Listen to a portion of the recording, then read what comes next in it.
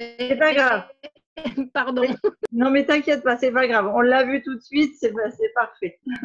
Donc, soyez les bienvenus. Gardez bien vos micros coupés pendant le live et je reviens vers vous à la fin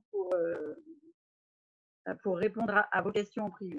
Donc, pour tous ceux qui nous regardent sur le live Facebook, je vous propose de mettre hashtag live sous la vidéo. Et puis, pour ceux qui regardent en replay, hashtag replay, vous êtes libre de me poser toutes les questions en rapport avec le sujet sous la vidéo. Et je suis partie pour vous expliquer aujourd'hui. Alors, en fait, c'est toujours pour vous donner du contexte. Aujourd'hui, je voudrais vous parler des liens entre le surpoids ou l'obésité et la santé. Donc, encore une fois, vous inquiétez pas, les conseils alimentaires concrets arrivent. Je sais très bien qu'une bonne partie d'entre vous n'est pas là pour une question de perte de poids, mais comme je vous l'ai dit, mon but c'est de vous donner, je dirais, des connaissances pour que par la suite vous soyez capable de pratiquer ou de naviguer entre toutes les informations que vous entendez, qui circulent à ce sujet-là. Et ce sujet particulièrement est vraiment très important. Pourquoi? Eh bien, parce qu'on vit, alors déjà parce que ça me touche personnellement de par mon métier, mais aussi parce qu'on vit en fait dans un monde totalement schizophrène. Alors, c'est un peu violent comme mot, mais comme vous le savez, dans notre monde actuel, on a complètement abandonné toute rationalité, malheureusement. Donc, quel est le contexte? On a d'un côté une explosion de l'obésité et du surpoids dans le monde depuis 40 ans à peu près, en ce qui concerne déjà un tiers de la population mondiale. Alors j'insiste parce que si on prend le monde complet, un tiers de la population est en obésité et en surpoids. Ce qui, pour moi, peut-être parce que ça fait partie de ma vie, mais je pense que ça représente le plus grand défi sanitaire des décennies à venir. Et puis de l'autre côté, parce qu'on a une culture de la minceur, ou plutôt une culture des régimes historiquement poussée par la presse féminine et depuis quelques années entretenue par les réseaux sociaux. Culture de régime qui n'est en rien une solution et qui entraîne malheureusement beaucoup de troubles du comportement alimentaire chez de très nombreuses personnes, à une époque plus particulièrement chez les très jeunes filles, dans ce contexte, mais aussi chez les hommes. Je me souviens d'un jeune homme de 19 ans que j'ai pu suivre et accompagner sur Genève. Alors, vous voyez, l'émotion remonte quand je parle de lui parce qu'il est arrivé avec 37 kilos pour 1,92 m. Je ne sais pas si vous imaginez dans quel état de minceur, de maigreur il était et quel travail psychologique et physiologique on a dû faire pour tout remettre en place et qu'il s'accepte à nouveau et qu'il s'aime à nouveau. Et tout ça à cause des réseaux sociaux et de tout ce qui peut exister dans le monde d'aujourd'hui chez les jeunes, mais aussi chez les moins jeunes.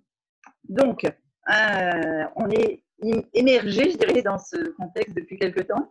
Il y a des mouvements, on voit apparaître des mouvements comme par exemple, il y en a un qui s'appelle le body positive, ou bien, je pense, l'origine de ce mouvement-là, c'est le Health at Every Size, H-A-E-S, pour les premières lettres du nom du mouvement. C'est la santé à toutes les tailles, qui sont nés d'abord dans les pays anglophones, principalement aux États-Unis, ce qui est parfaitement logique, hein, puisque les personnes touchées par l'obésité, ils représentent une proportion beaucoup, beaucoup plus importante de la population que chez nous. Alors, je vais être très claire, bien sûr, voilà, je suis assez catégorique et intransigeante là-dessus, personne ne doit être discriminé selon son poids. Évidemment que la santé n'est pas seulement une question de poids, évidemment que la culture des régimes, ce n'est pas une solution, et je ne devrais pas avoir besoin de le dire, mais si je vous parle aujourd'hui de ce souci, c'est aussi parce qu'une partie de ce mouvement défend l'idée que, de toute façon, la santé, vous voyez, je suis un peu submergée par les émotions, je vais m'apaiser, ça va aller mieux, boire un coup d'ailleurs.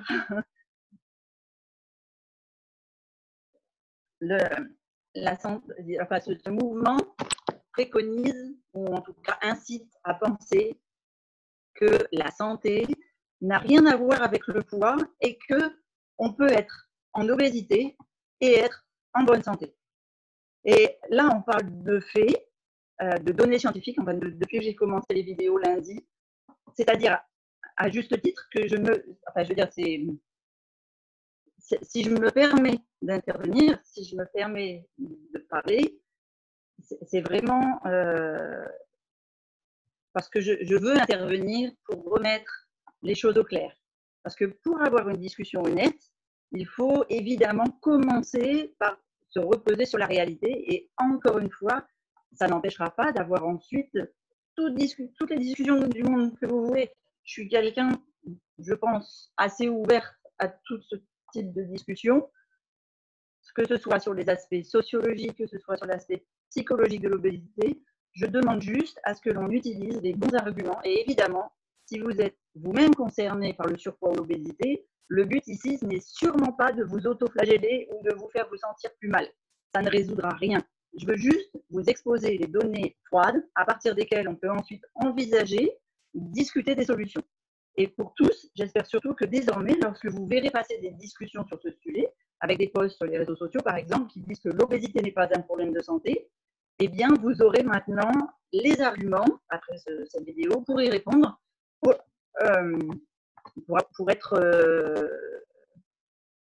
avoir cette logique scientifique. Alors, tout d'abord, ce que je vous propose, c'est qu'on parte de la définition du mot obésité. Même si ce n'est pas forcément mon organisme de référence principal, je vais vous lire la définition de l'OMS, l'Organisation mondiale de la santé. Donc, l'OMS, elle définit le surpoids. Alors, attendez, je vais vous lire la définition. Pardon. Donc, l'OMS définit le surpoids et l'obésité comme une accumulation anormale ou excessive de graisse corporelle qui peut nuire à la santé, avec des risques accrus pour la santé, qui sont principalement le diabète de type 2, qui est associé à l'obésité dans 80% des cas, l'hypertension artérielle, l'excès de lipides dans le sang, les problèmes cardiovasculaires, les maladies respiratoires, ainsi que les maladies articulaires comme l'arthrose. L'obésité est aussi associée à un risque accru de cancer, en particulier le cancer de l'endomètre chez la femme, à savoir si on peut définir que l'obésité en tant que telle est une maladie ou non. Voilà, ça c'est la définition de l'OMS. Alors, est-ce que l'obésité est une maladie en tant que telle? Ça c'est un vieux débat qui, je dirais de toute façon, n'a pas vraiment d'influence dans l'analyse. Et si je parle d'analyse, je vais vous dire que l'analyse que je vais faire là, pendant cette vidéo et puis celle de demain, est plus, pour info, plusieurs organismes internationaux et surtout américains s'accordent à dire que oui, ça l'est. En Europe, on la considère plutôt comme un facteur de risque, avec une différence de position qui se tient surtout à celle des systèmes de santé. Donc, je pense que quand un organisme de santé définit l'obésité comme une maladie, c'est pour pouvoir obtenir certains remboursements ou non-remboursements de certaines choses dont l'obésité est responsable. Et puis, si d'autres systèmes de santé refusent de dire que la maladie que l'obésité est une maladie, c'est parce qu'ils ne souhaitent pas avoir certains types de remboursement. Voilà. Je pense pour moi que cette définition est simplement une histoire de souffle. Donc, on ne viendra pas faire de la polémique là-dessus. Voilà. Moi, je vais surtout vous parler, en fait, où je vais surtout reprendre la position de la World Federation Obesity. Parce que d'abord, je trouve qu'elle est plus précise et qu'elle définit l'obésité plutôt comme un processus de maladie. C'est-à-dire que ce n'est pas binaire, tout blanc ou tout noir. Vous voyez, ce n'est pas une maladie que l'on a ou que l'on n'a pas, mais plutôt une continuité d'un processus déjà grave et graduel, sur lequel on pose un diagnostic. Donc, une limite arbitraire, on peut dire, à ne pas dépasser. Et ces limites-là, ça va être par exemple la tension artérielle ou bien le cholestérol. Voilà. Donc, si vous voulez, Ouais, vous le dites comme vous voulez. Voilà. Le mieux, c'est ça. C'est que chacun choisisse de savoir s'il définisse l'obésité comme une maladie ou non. Parce que de toute façon, ça ne changera rien, ni au diagnostic, ni à la vie de la personne. C'est quelque chose qui est beaucoup plus complexe que ça. En tout cas, ce que l'on peut dire, déjà, à la rigueur, et qui va être en lien direct avec la suite de mon live, c'est que c'est une maladie qui est une adaptation à un mode de vie actuel et moderne. Voilà. C'est-à-dire que nos corps se sont habitués, adaptés à notre mode de vie moderne. Et comme je vous l'expliquerai dans d'autres vidéos plus tard, il est parfaitement logique d'observer cette prise de poids mondiale, massive, dans un contexte où notre biologie et surtout notre cerveau sont en décalage complet avec notre environnement. Alors, un mot rapide sur l'IMC, l'indice de masse corporelle et l'obésité, même si j'en ai déjà un tout petit peu parlé mardi dans mon live, c'est important que je vous donne quelques précisions. Parce que je sais que l'IMC est très, très critiqué par certains, notamment dans le monde du sport, et je pense qu'il est important de clarifier les choses d'une bonne fois pour toutes, tout simplement.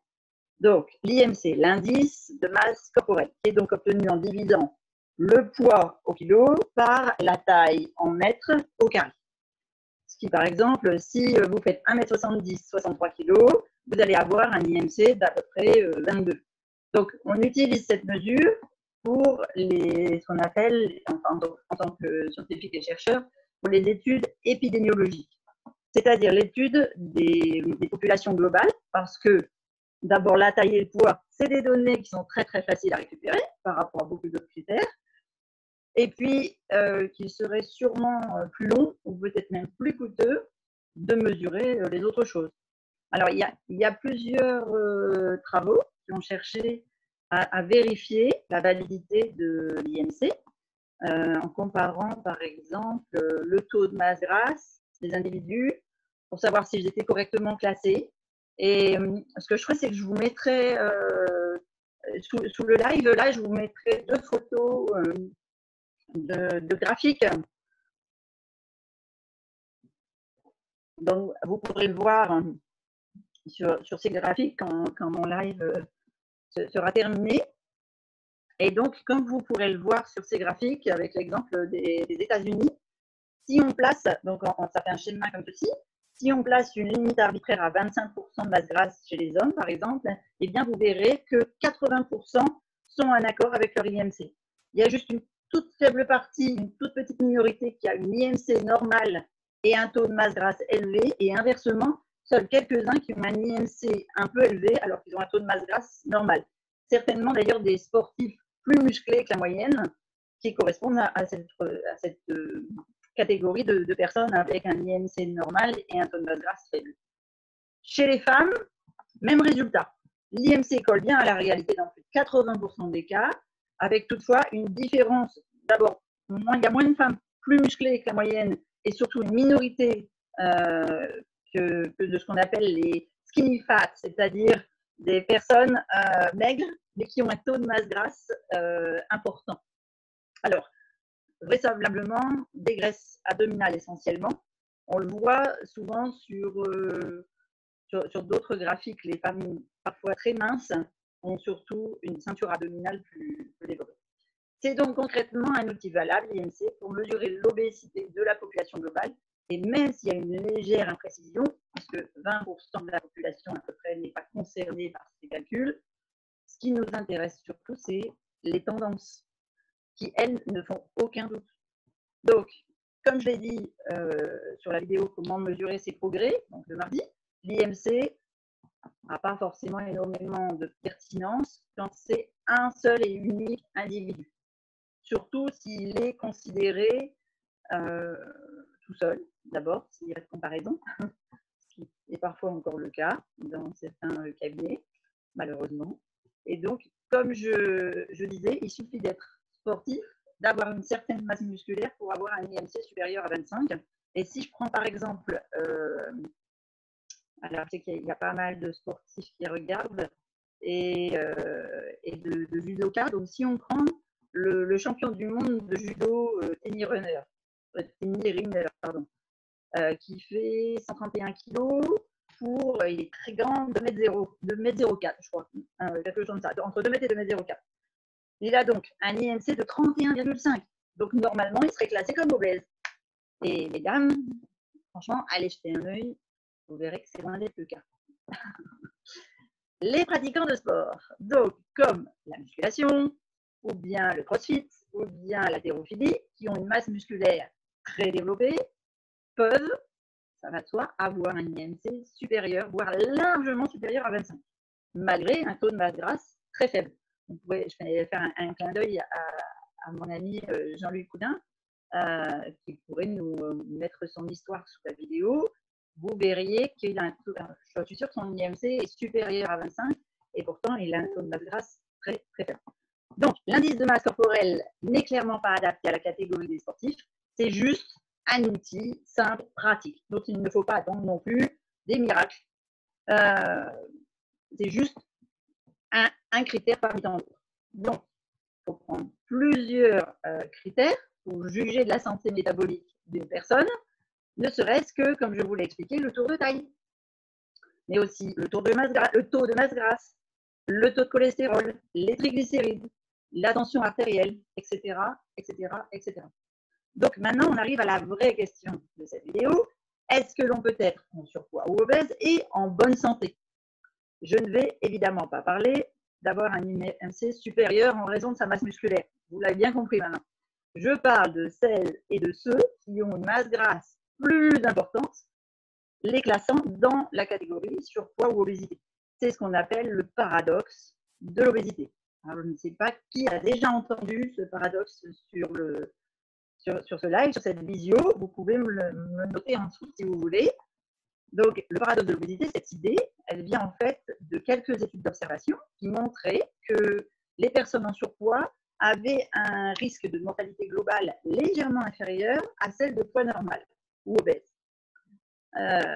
Mais bon, ce sont des études qui avaient jeté d'ailleurs à l'époque un sacré pavé dans la mare, donc que ce soit en 2005 ou en 2013, parce que bien sûr, ça changerait, mais complètement la donne sur l'urgence ou non de combattre le surpoids. Vous êtes d'accord avec moi?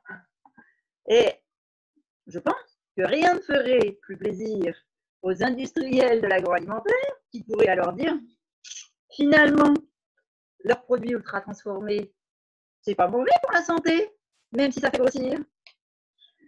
Alors, je vous donne rendez-vous demain pour savoir si ce paradoxe de l'obésité est réel et pourquoi.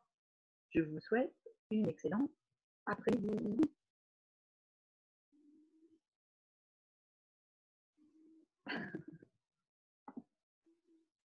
Et voilà. Et maintenant, ceux qui sont sur le live avec moi, eh bien, je suis à vos questions. Vous avez 5 minutes. Pourquoi tu me partages ton écran? C'est qui partage? Thérèse. C'est Thérèse qui m'a repartagé son écran en fin de... Mamie Thérèse, elle met le bazar. Hein. Voilà. Allez, vous êtes tous Oui, avec parce que je veux t'écrire et à chaque fois que j'écris, j'appuie sur le partage d'écran, c'est ça. Alors en fait, c'est moi qui devrais mettre, voilà, seulement l'autre, comme ça, vous n'aurez plus de soucis, parce que c'est ce qu'on a eu aussi comme souci avec... Oui. J'étais en train de manger un petit peu de beurre de cacahuète, histoire de le finir, donc je vais le finir. Pourquoi je ne peux pas converser? Ah si, ça y est. Mais je vais pouvoir prendre une centaine de kilos. Ah bon, tu veux prendre du poids? Ah ben oui, parce que par rapport au paradoxe. Ah oui. Et alors, est-ce que vous aviez déjà entendu? J'avais jamais entendu cette histoire. C'est vrai? Moi non plus. Moi non plus. Ouais. Eh ben, dans le monde médical, je peux vous dire que ça a fait mal. Oh là là. Enfin, nous, en tant que nutritionnistes, forcément, on a eu des études dans les mains. Et, ah oui. Et oui, et ça fait beaucoup, beaucoup de bruit. plus encore l'étude de 2005 que l'étude de 2013. Mais attends, il y a eu sur l'étude, elle a été faite sur combien de cas? Non, par qui surtout? Alors, Par Nestlé? Par McDo? Ah oui. non, alors c'est des études d'observation. Donc, si vous retournez à la vidéo de lundi où j'explique un petit peu les différents critères de sélection de niveau d'études, c'est-à-dire est-ce qu'on peut tenir compte de ces études ou pas, vous verrez qu'effectivement, une étude d'observation, c'est déjà pas mal. C'est déjà assez pointu comme étude. Et il faut que ça dépasse les 30 000 cas. Donc, ça fait beaucoup de monde. Mais ce que vous ne savez pas, et ce que je vous dirai demain, c'est les résultats de l'étude. Il y a un anguille sous roche. Parce qu'il y a lire une étude, lire une étude. Ah, d'accord. Voilà. Donc, forcément, tu as les industriels qui lisent les études, et puis tu as les scientifiques qui lisent les études, et puis après, il y a la contre-étude. Ah, oui. Mais c'est vrai que pour beaucoup d'industriels, ça aurait été une aubaine, mais vraiment une super aubaine de pouvoir prouver que l'obésité, enfin pas l'obésité, le surpoids, attention, pas l'obésité, hein, que soi-disant les gens qui étaient en surpoids vivaient plus vieux et le taux de mortalité était plus lointain que les gens qui étaient en poids normal, en sous-poids ou en obésité. Et ma belle Angèle, je fais longtemps, cool. Angèle, demain, je parle de toi. C'est vrai. Ouais, c'est vrai. Voilà. Alors, je ne sais pas si vous avez assez de connexion pour voir Angèle. Mireille, si tu veux vérifier, ça doit marcher. Qu'est-ce que tu dis, Nathalie? Angèle. Oui? Mais vous non, je disais à Mireille que ça devrait marcher. Qu'est-ce qui devrait marcher?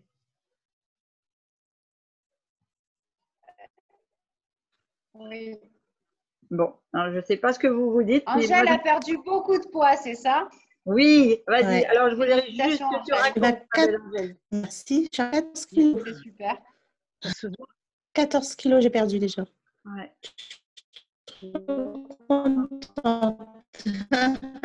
Bravo, Angèle. Félicitations. Ça fait combien d'années que tu as des problèmes de surcharge pondérale? Ça fait plus de 20 ans. D'accord. Et tu as déjà fait des régimes? Oui. Ouais. Mais je fais des régimes et au bout d'un an, donc j'ai. D'accord. Démarrer un programme. Bah, c'est grâce à la patronne à mon copain, Christelle. D'accord. Elle m'a fait découvrir Herbalife et puis j'ai voulu essayer. C'est vrai que c'est Christelle qui nous a emmenés par la main. Ouais. Et pourquoi tu penses que c'est le dernier?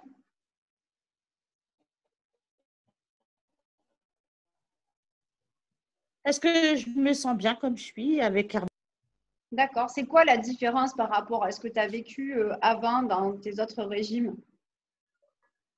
Ben là, je suis suivie, je suis beaucoup soutenue, tandis qu'avant, j'étais toute seule.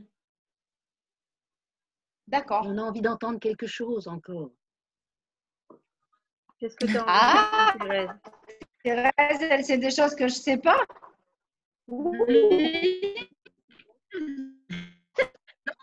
J'ai envie d'entendre. C'est pas un régime. Non, mais les compléments sont quand même là pour nous aider parce que moi, c'est pareil, j'ai fait plusieurs régimes toute ma vie, bientôt. Et puis là, je suis à moins 11 aussi. Et j'ai pas de frustration avec cette manière de manger déjà. Et puis, je pense que les compléments doivent, vu qu'on a ce qu'ils font en minéraux, vitamines, etc., il n'y a pas de besoin qui se font ressentir. Ah, mais le pire, tu m'entraînes dans ta chambre. Mon mari dit le pire, c'est que je l'entraîne dans ma chute. Parce que lui, donc il va falloir qu'il consulte Christine pour faire le contraire, lui, D'accord. Avec plaisir. reprendre du poids. En fait. Tu sais, ton mari s'appelle comment? Mon mari s'appelle Gérard. Gérard, tu sais, tu as juste à faire la même chose qu'elle fait ta femme, sauf que tu ajoutes ton petit déjeuner. Ouais. Vraiment, c'est trop simple.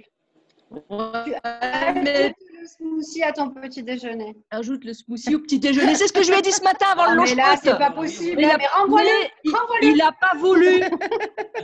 Renvoie-le. J'ai réussi à lui mettre la banane déjà, mais ça s'arrête là pour l'instant. Donc petit à petit, hein, on va faire comme on l'a dit Christine hier, un pas après un pas à la fois. Voilà. Un pas à la fois. Ce que tu peux lui faire à Gérard, si tu lui fais un délicieux, il était contre Herbalife.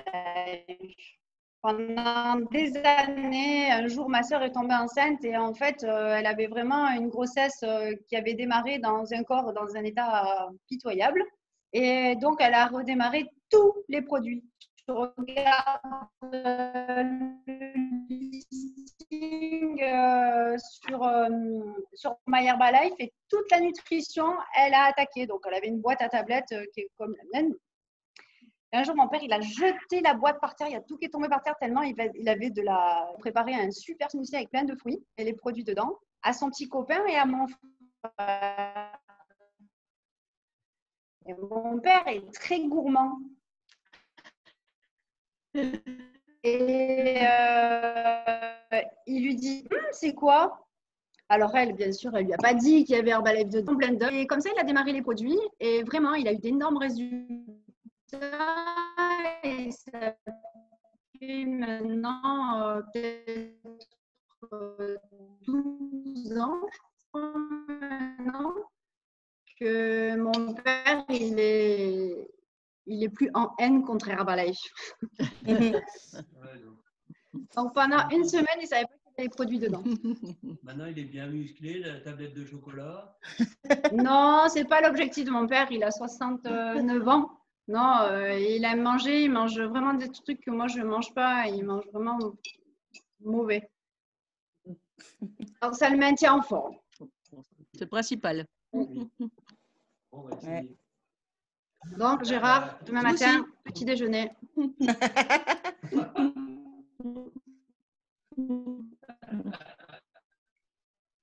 Non, mais non, il est retraité, Gérard. Ah, les retraités sont plus débordés.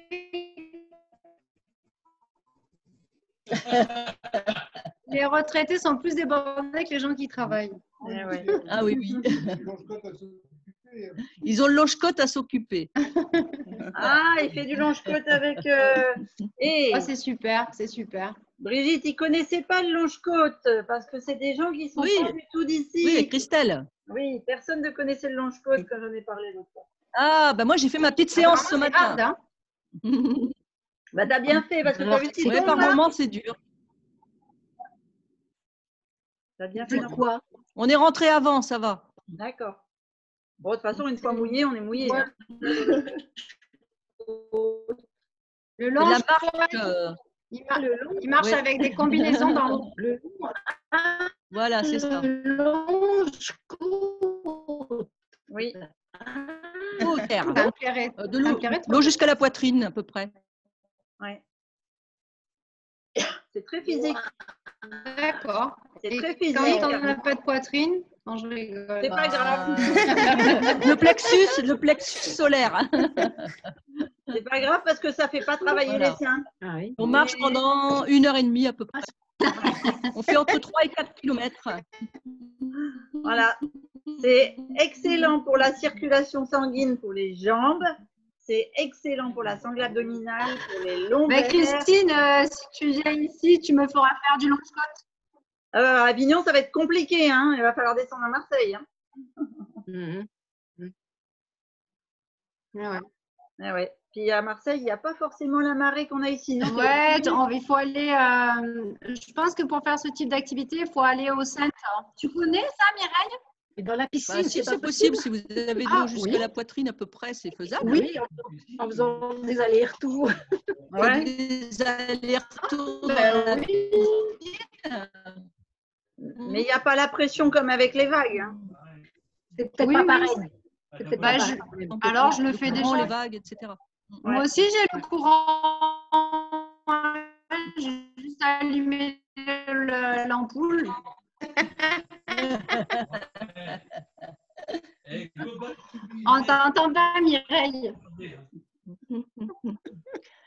Dans les sorgues, Ah, dans la sorgue, ouais. à contre-courant. Ah, peut-être. Pourquoi pas. Ouais, ça peut être sympa. Il faudrait regarder où c'est qu'on pourrait faire ça. Après, c'est un peu compliqué dans la sorgue parce que ma fille, elle allait avec les chevaux et elle a arrêté d'y aller parce qu'il y a des gens qui jettent des choses pas top. Ah oui.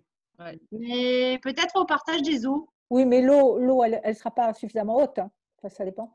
Ouais. Ouais, il faudrait regarder. Je suis sûre qu'il y a un endroit où on doit pouvoir le faire. À la chute des neiges. On va chercher. Tu nous as donné une idée là. Et là-bas, ce n'est pas des eaux glaciales?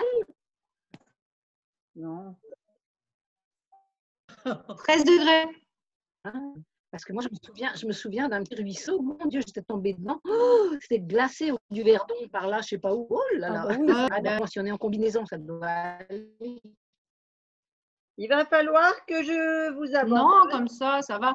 Ah, je vais vous raconter. Bon, ben vite alors. Merci, parce que oui, j'ai un merci appel. Christine. Ah, peut-être demain. Et Angèle, Oui. Angèle et Brigitte, pourquoi vous n'êtes pas avec nous au Pape-au-Pied à Pour 8h30? moi. Ah ouais, c'est vrai. Ah, c'est 8h30, vrai, je suis Angèle. en train de déjeuner. Eh ben, Ah, moi, c'est l'heure que je me lève. Ouais, parce eh que ben, connecte-toi. ouais, Tu peux te on masser. fait- En fait, ouais. on ferait la réflexologie palmaire avec Angèle, ce serait super. Ça t'aiderait pour ta Pas pour même, mais comme Micheline. Pas Ouais. le maire. Hmm. Ouais. Ben, Mireille,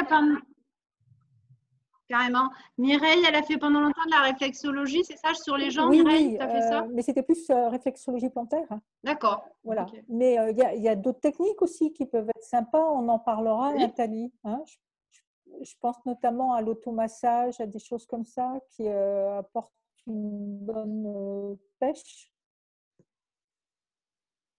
On peut. En fait, le matin, on fait la réflexologie plantaire, mais il y a des personnes qui peuvent. Et donc, elles font les mains. Et on fait le même protocole que sur les pieds, mais sur les mains. Donc, on commence par les doigts, on fait. Ben, voilà. Tu verras si demain matin tu te connectes, tu verras. Moi, je viendrai demain matin. C'est à 8h30? Oui, c'est à 8h30. 8h30, ouais. Tous les Ouais. matins, sauf le dimanche. C'est le même Zoom? Ok, moi, je viendrai C'est demain le même matin. Zoom que celui-là? Non, c'est pour regarder sur Domicile Coach. l'autre. Non, c'est le 204. Vous avez l'accès sur Domicile Coach. Il faut que je vois Mag, Nat, parce que. Ah, c'est sûr qu'il fait mal. Et- Non, je sais plus. Je l'ai. Ouais. Oui, tu l'as, Angèle, tu l'as. Sinon, tu peux t'envoyer un petit message. Oui, oui, oui. Ouais. Et je le mets sur Ok. Atelier Cuisine, donc vous l'avez, les filles. L'accès au Domicile Coach pour mes challengers est compliqué. Je ne sais pas pourquoi, donc il faut que je vois ça avec Mag. Chaque fois, ils disparaissent de mon écran et ils n'arrivent pas à se connecter. Il faudrait que tu me fasses un partage d'écran. Ouais. On le fera ce soir. Et là, je vous abandonne parce que j'ai un bilan dans 4 minutes et il faut que je me prépare mentalement. Je vous fais plein de gros bisous. Je vous remercie de votre participation. D'accord. Bon, je vous fais des gros bisous. Moi aussi. Au revoir, à demain. On se retrouve demain. À demain, les filles. Soyez À sages. demain.